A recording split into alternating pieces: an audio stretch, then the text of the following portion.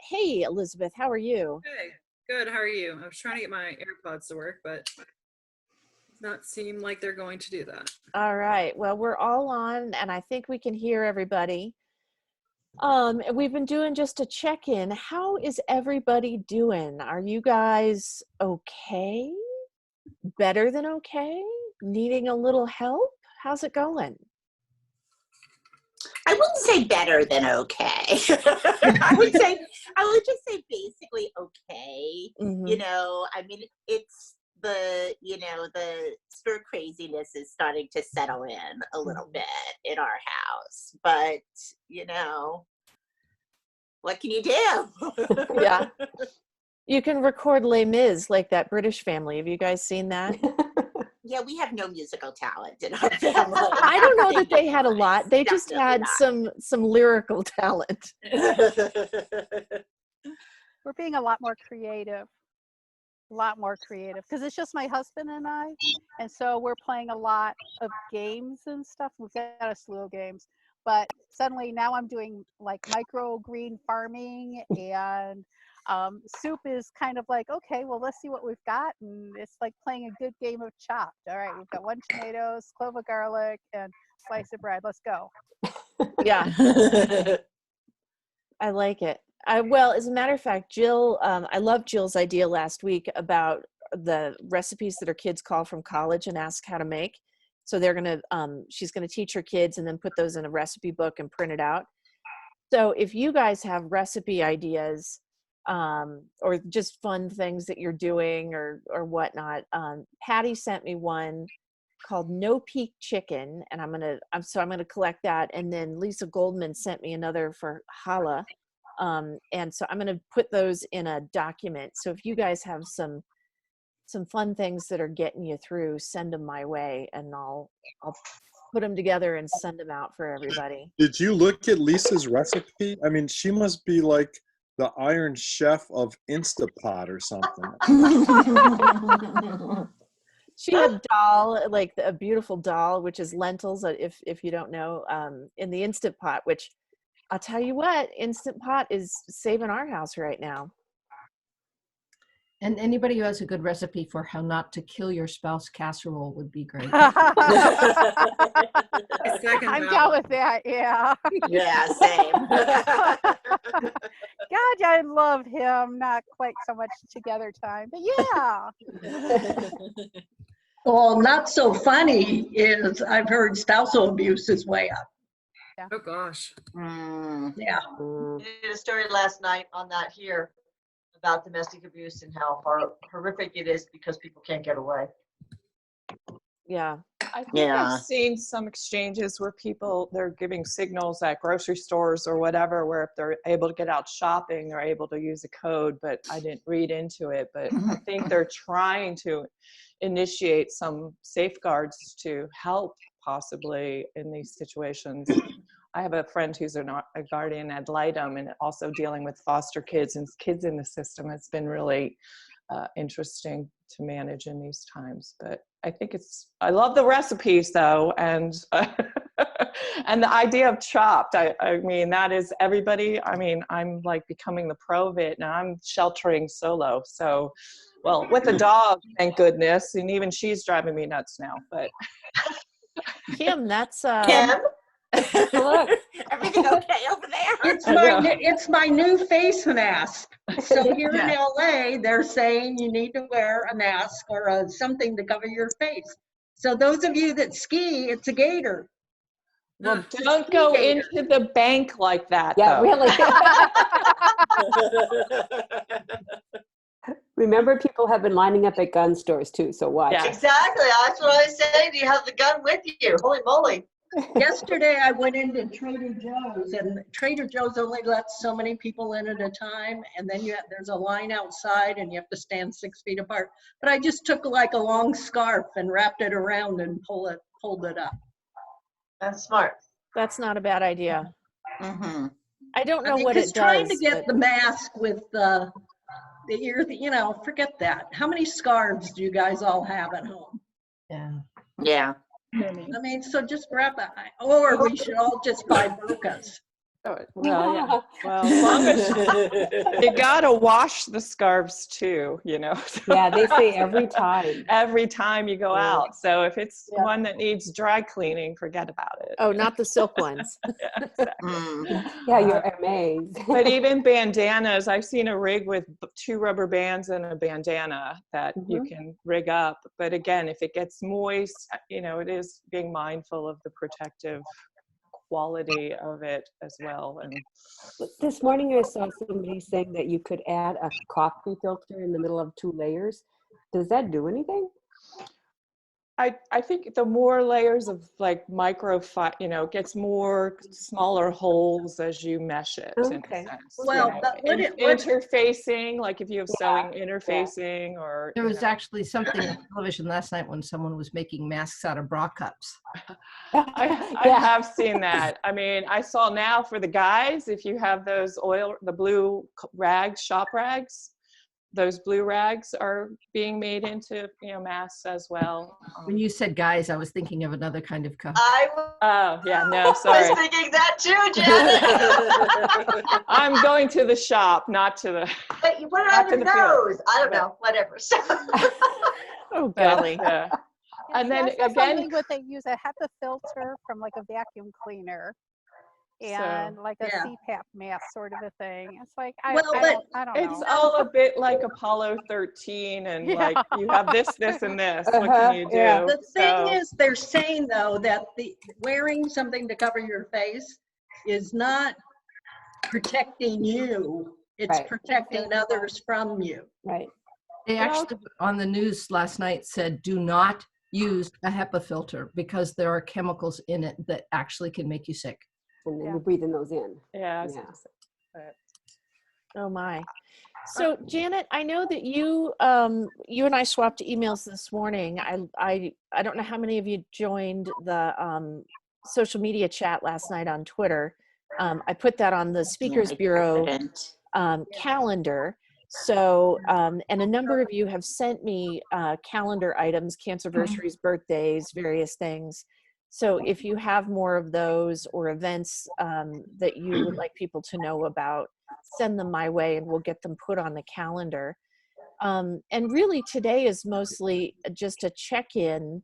And as I think, if I read your email, Janet, correctly, last night seemed to be as well, just how people are feeling and how people are coping. Yeah, we asked, has the pandemic affected your cancer care? What are your concerns? But we had a very nice representation from doctors as well. So we got the concerns from doctors were considerably different than the patients. It was interesting. We're going to try and put together a leaflet summary of it.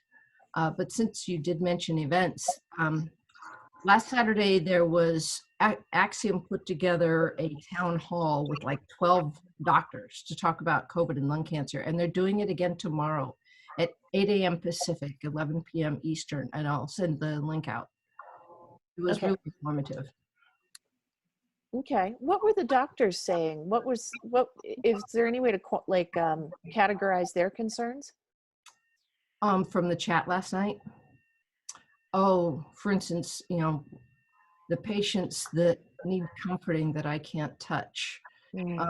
My patients who might go to a different hospital where they don't know their situation and, you know, what happens to them. Not having enough protective gear. There's a new concern that just came out yesterday. Doctors are being censored by their hospitals. They're being told that they can't say anything publicly unless it goes through the hospital communications, which is causing some issues. So there's a lot of concern. Of course, they're all exhausted and worried about their families.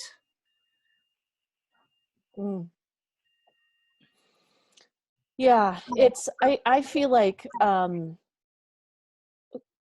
I sort of feel like we're just getting into the thick of it. You know what I mean? Like the first couple of weeks we're sort of, well, you know, here we go and we're all in it and we're hunkering down, and now it just sort of feels like, oof, we're in the slog, and it feels like sorry, if I may, this is Laura Greco. I'm actually in New York State, and we are in the thick of it. They've already, the talk of, published talk of rationing care and preventing, people who aren't going to make it, which, we know is terminally ill patients. It has started. They moved up. They said they were only going to move up COVID patients from New York City when they got overwhelmed up to where I live. I'm about 3 hours north, and they've started moving them up, a lot of them. So, and our hospitals are, maybe 75% full. So it's a real concern for me. People are very, very scared. I had to have a blood draw for my clinical trial yesterday, and I had it out in the parking lot in the back of my car. To give you an example of what people are doing to try to be safe, both, the nurse and me, obviously, we all had masks on, and they were very concerned. Yeah, there was a tweet yesterday that one of the doctors in New York had finally had to make a choice between two patients as to who treat and not treat. Yeah, it's happening, and I'm very concerned about I think Brendan Stiles I was on the call last Saturday as well, Janet, and I really thought that Brendan Stiles hit it right on when he's like, there's a lot of therapeutic nihilism around lung cancer, and particularly if they're not specialists in lung cancer. I think people look at terminally ill lung cancer patients, and see them as dying almost immediately. Can I make, in listening to this, because this is real, do you think it would be helpful for each of you to get a letter or letters from your primary care, not your primary care doctor, but your primary lung cancer doctor? We Something to the effect that says, hey, if this happens, save them, or however you want to word it. But so it's kind of like a get out of jail free card. Look, don't give up on me. Here's what my doctor says. And we've started something like that.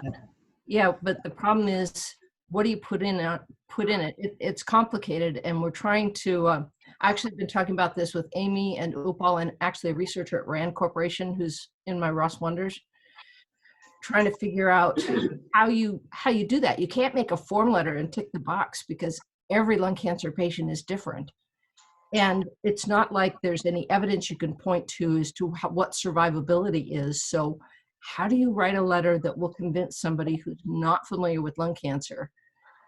And well, I don't know that it would be a form letter. I think this has got to be a conversation between you and your doctor. Well, I agree, but how many, our oncologists treat how many patients? And so we're going to ask them to write a letter for 100 people right now when they're in the middle of this. We got to find a way to make it as easy for them as we can. So we're talking about what can we do to help. I saw Jill's comment yesterday that she had pulled her DNR out of her, and we should all be very careful because I'm recalling what I've seen on Twitter, but that she had pulled her DNR out of her paperwork specifically to indicate that, I'm doing okay, and if I can continue with my medications and therapies, then I have every anticipation of continuing to do well. But she had included the DNR with the assumption that it would be lung cancer that would trigger that, not COVID. So I can't, speaking as a lawyer, I can't recommend strongly enough that people really considering revisiting their DNRs. Even before I had lung cancer, honestly, I read books on Hurricane Katrina, and in more than one hospital, the fact that you had a DNR as a decision point as to whether or not they're going to treat you or leave you behind. I don't know that DNRs are always used appropriately. So in the time of crisis, you know, I don't have I would not have it at all. So you're saying that a DNR becomes a decision point for the care team that may or may not know you, may or may not know your situation, and is a vulnerability that you may not intend. If you ever read 5 Days of Memorial, it's a book about Memorial Hospital in New Orleans after Hurricane Katrina. They actually killed people who had DNRs and used the fact that they had a DNR as a reason to kill them, because, you know, they didn't know that help was coming. So that was an extreme case, obviously, but I think people are getting overwhelmed. The sense that I get is that New York is quickly becoming overwhelmed, and I think that could easily spread elsewhere. And when people become overwhelmed, they don't necessarily make the best decisions. And they're not, and also speaking from a person who has just spent a lot of time in the hospital and almost died twice, they don't spend a lot of time, even under the best circumstances, in reading your file and or getting to know you. They don't at all. People didn't even know. I was basically unconscious, and my husband was separated from me for a couple hours due to a gang fight. It's a totally different story, but and basically everything that could, you know, I was separated from my caregiver and advocate and lost consciousness, or I just wasn't coherent. And so I was treated for hours and hours, and they didn't even know I had lung cancer at this hospital until my husband was reunited with me. So it just goes to show that you can't really depend on medical records in the file to be read and understand. They just won't have the time. So with Well, that, I'll stop talking. That's true even in non-emergency situations. Exactly. When I had my parents had dementia, and I had several ER visits over a span of 5 or 6 years, every single time I had to take the advance directive and durable power of attorney with me, because even if they had been in that hospital before, nobody could find the records. Exactly. And that's the best of times, right? This is the worst of times.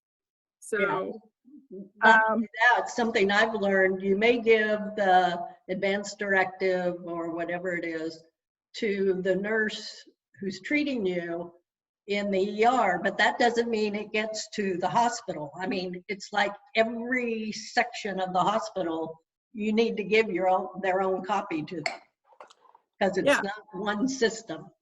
So actually, one of my Ross Wonders, who recently had a husband going in and out of the hospital, who eventually passed, made a very nice little list of things that she has in her hospital kit in case they have to go. I should have her put that together for us. It was really good. I was going to say, Janet, that would be wonderful resources to be able to pull together and give people. Diane and I have been talking about this all week. What we're trying to do is find various ways to give people an action, something to do, a way to, you know, harness control over the things that you can actually get control of. Don't you think, Diane? Absolutely. If you can give somebody something to do that makes sense, that doesn't take a lot of time, but gives them that just that little sense of control. It doesn't even have to give them control. And you know where that came from was the breast cancer shower card. Breast cancer shower card changed everything for breast cancer, because women felt like they had some control because they learned how to do their own self-check. And it's something that we've used for decades now, and it's proven, it's researched. So one of those things, this could be one of the things that could help. Absolutely. And if you can give someone just a inkling of some control in their life, it brings a sense of peace as well, and helps people through. So it's definitely, I think that's a great idea. I actually did a blog post I think it came out in December, of my tips from my near-death experience, including what to bring with you to a hospital. I think we are, you know, the lung cancer patient can be sick, and now everyone has COVID on the mind, right? But it's not necessarily the case that we get hospitalized because of COVID, right? And maybe because of COVID, they don't look at us in our totality, and they don't look to say, maybe something's going on here. So that's why having your medical records, having a very short statement about what's going on, what was the result of your last treatment, having a CD-ROM or flash drive of your last scan, for example. These are things that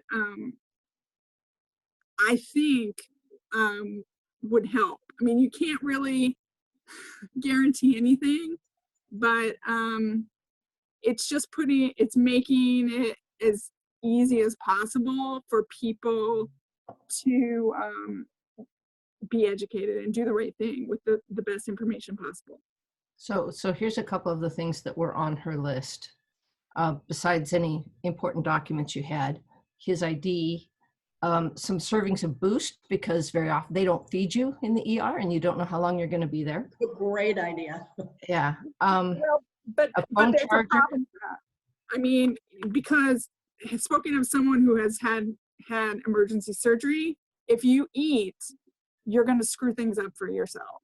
Yeah, but this wasn't a surgery case, so it's Well, but if you go in you the have to. ER, yeah, I know, but if you go in the ER, you don't know what's going on, right? Do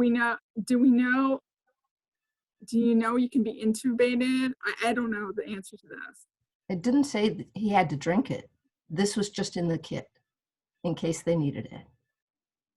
So a 24-hour supply of meds, a phone charger, and those were the big things she had right away. But what else did you put on your list, Laura?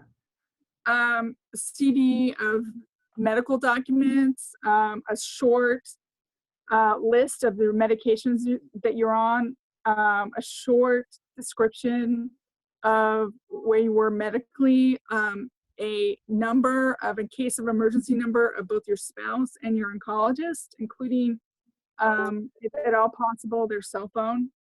And also, what else? I think there was something else, but I also realized, you know, some of that information they could have easily gotten if they bothered to look into the file, but they don't open it. So I really think, and I lost consciousness, or not, I was conscious, but not coherent, obviously. So I really think you almost have to, like, palliative care specialist recommended this, almost put it around your neck so that they can't miss it. A friend of mine actually has a QR code tattooed on her chest that goes to all her medical records, but that's a bit extreme. Oh, I think that would be And yet, Well, I'm going to chime in. I haven't been to one of these before, but I know a few of you from last year. I did a lot of caregiving for parents and seniors and managed my parents remotely, where we had different family members flying on a 2-week schedule coming in. And part of it we managed by putting some records in the cloud, you know, behind a secure place, because there were a few instances where we had paper, we thought we had this stuff with us and got to an appointment or something, and my mom didn't have her list of meds, or those pieces get lost, and I was able to get them from my phone, go, do you have a printer? Can I print this out for you? And was able to keep a procedure going just by being able to access it from the cloud. You know, I'm all about getting chipped, you know. You can also get a medic alert bracelet that has a USB drive in it. Exactly. So, I mean, but for somebody else to be able to get to it if they physically aren't with you could be helpful as well. So it's sort of that backup of a backup is always good, you know. So the cloud can be your friend, you know. So I think what we can do from this discussion, Janet and Laura, I will work with you gals to pull together your recommendations on a set of documents or set of information and a go bag. And we can put those on the Speakers Bureau resource page so that everybody has access to them. And, you know, again, just put that out there so that if people feel more comfortable with that kind of preparation, they've got a list, because I think that would be very helpful to people. I'm changing gears a little bit. I see a lot of people very scared about upcoming appointments, and I have I have 2 upcoming appointments myself. So I can identify and people contemplating canceling it. I mean, you know, it might make sense to cancel, it might not. But the bigger thing to me is advice as to what, how, and when, and giving people strength to maybe push back on things that doctors say as far as the need, you know, for a standard blood test as an example. Also, if you have to have a blood test, thinking creatively about how you can get a blood test as safely as possible. The local, you know, Mass General felt that they were doing me a favor, and they are, in as far as implementing a televisit, but they insisted on a blood draw. And, you know, I've done it before locally, no problem usually. But most of the places where you get the blood drawn here actually are connected with urgent cares. And I called urgent cares, and they have not changed their policy in any way, shape, or form. I don't know why that is, but they haven't.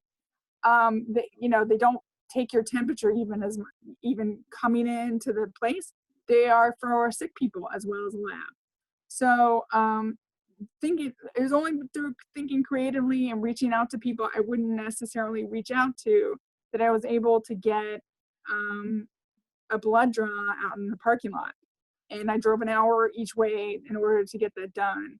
But that did minimize the number of people who I was in close contact with.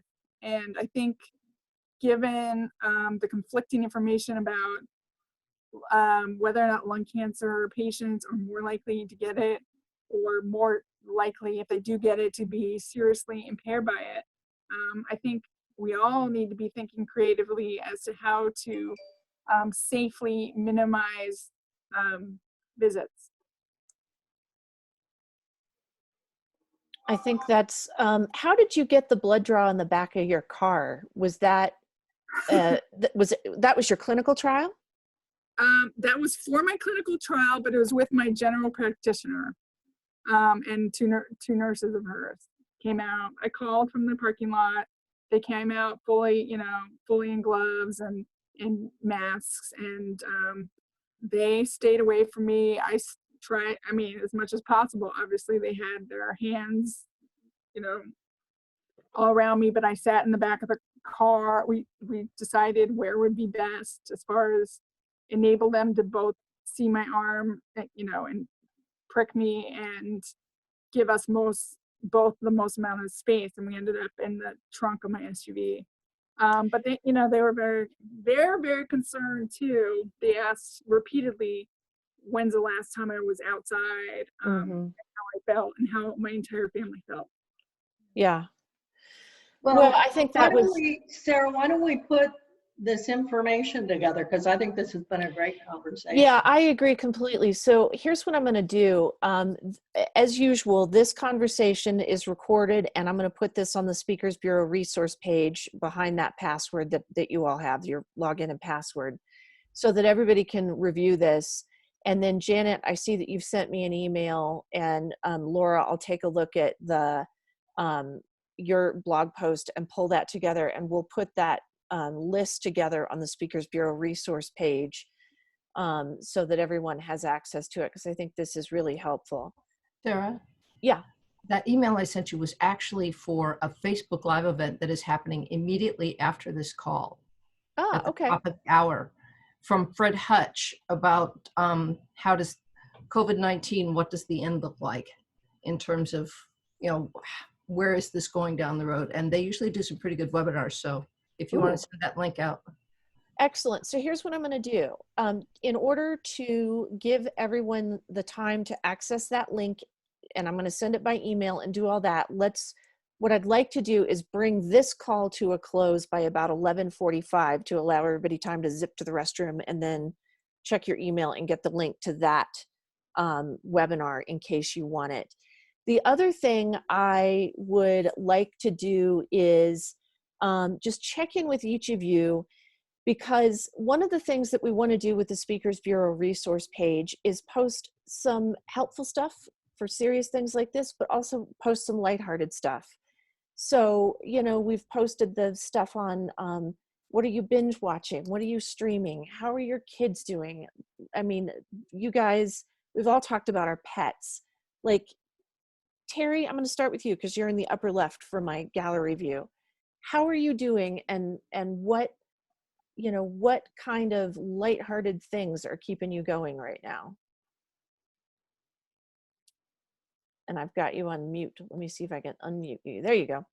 Okay, so I heard part of that. How am I doing? And I didn't hear the last part of the question. What are you living for, pets or food or booze? Or what's keeping you going right now? Well, my little island back here is keeping me going right now. And, you know, I have lots of activities to supervise my husband doing. So I keep an eye on managing him and make sure we get the yard done and all these sorts of house projects. But I actually have a closet full of games that we could honestly play a different game every single day, probably until the end of the year, and still have an extra game left over. So, but we did get an exercise bike, so I'm doing that. I don't have a pet. I've just got a husband, and your hands are full.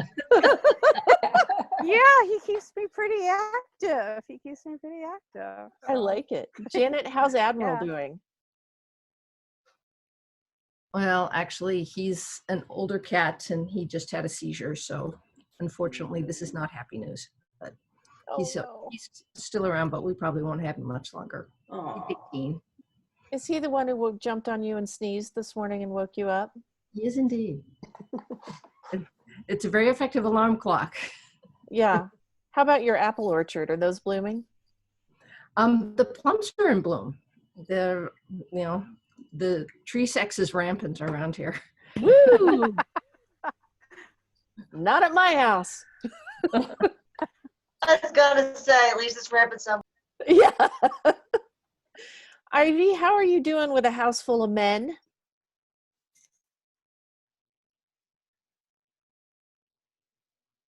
I think you've got her muted. Okay, Oh, there I we just go. unmuted myself.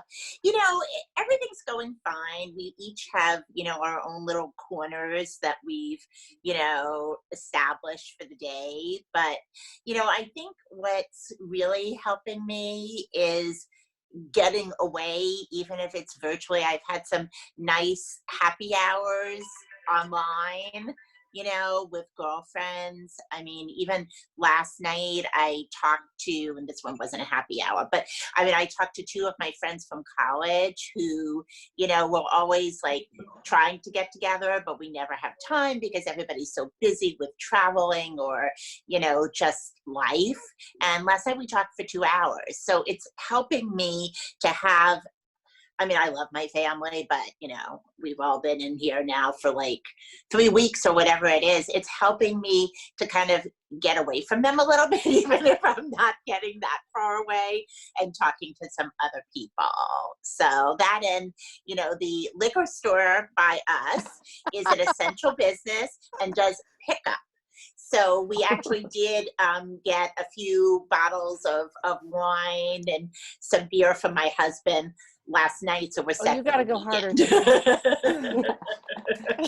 Did you guys see Ina Garten with her giant Cosmo thing?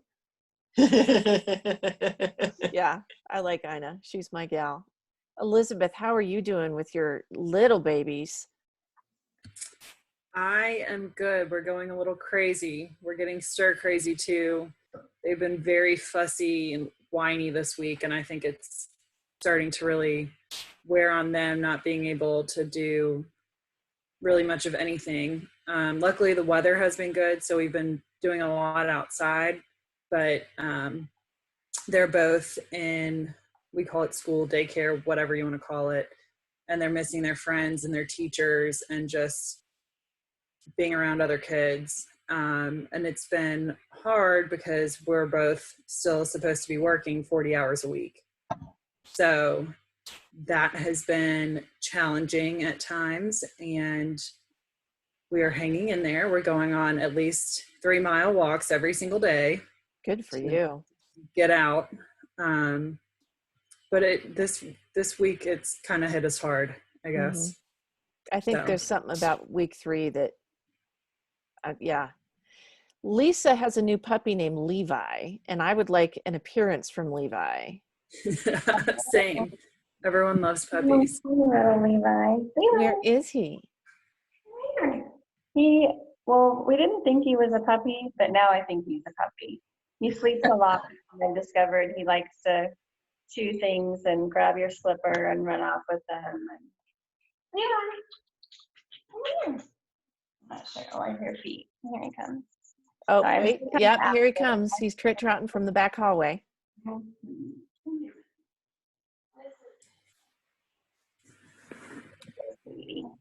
Aw.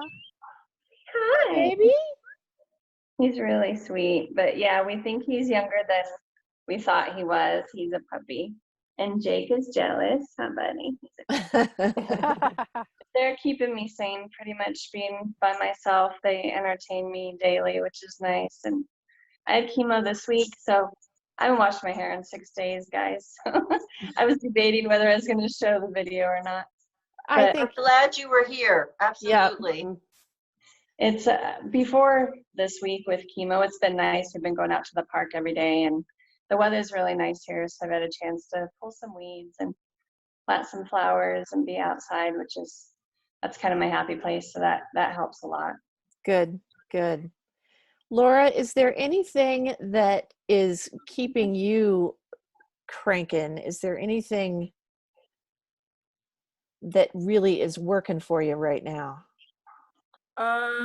I don't know that it's working for me, but it has to be done. I have 2 kids in elementary school, so just supervising them doing their distance learning is keeping us busy. I think this also is my 3rd week post-surgery, so there's all that normal element on top of it. So I think what was a game changer for me is setting a schedule for the kids, for myself, getting up, getting dressed, showering, going through the motions of having somewhere to go and something to do makes a big difference. I think that's a great idea. I saw that somebody posted, it was like advice from a submarine sailor, and that was his exact advice, was set a schedule and get up and execute your schedule every single day, no matter what's on it.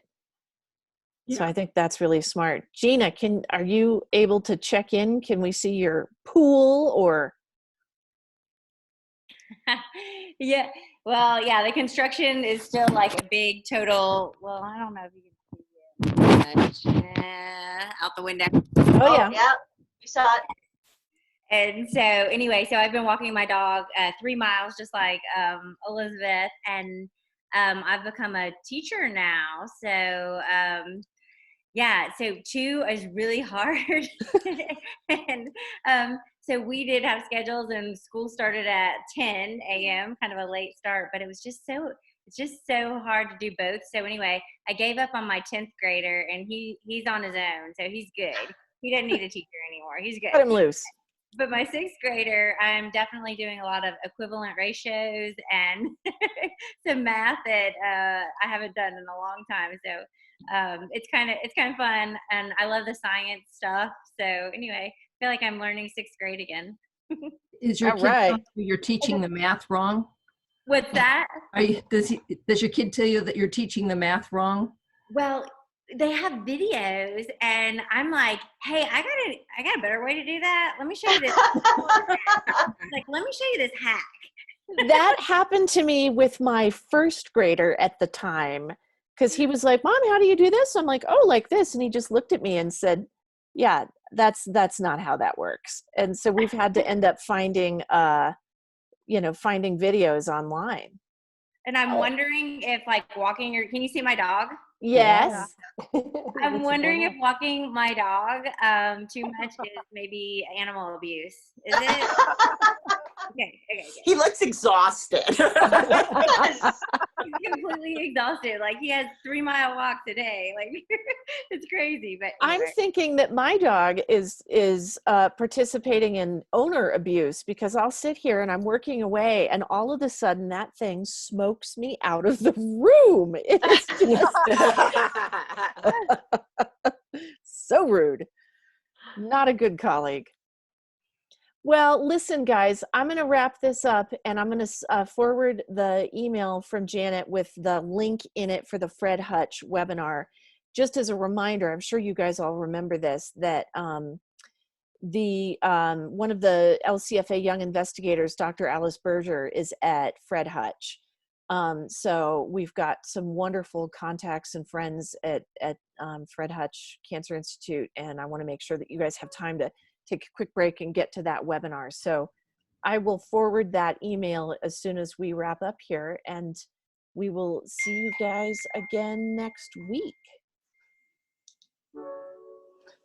Sound good? Bye, everybody. All right. Thank you. Thank you all.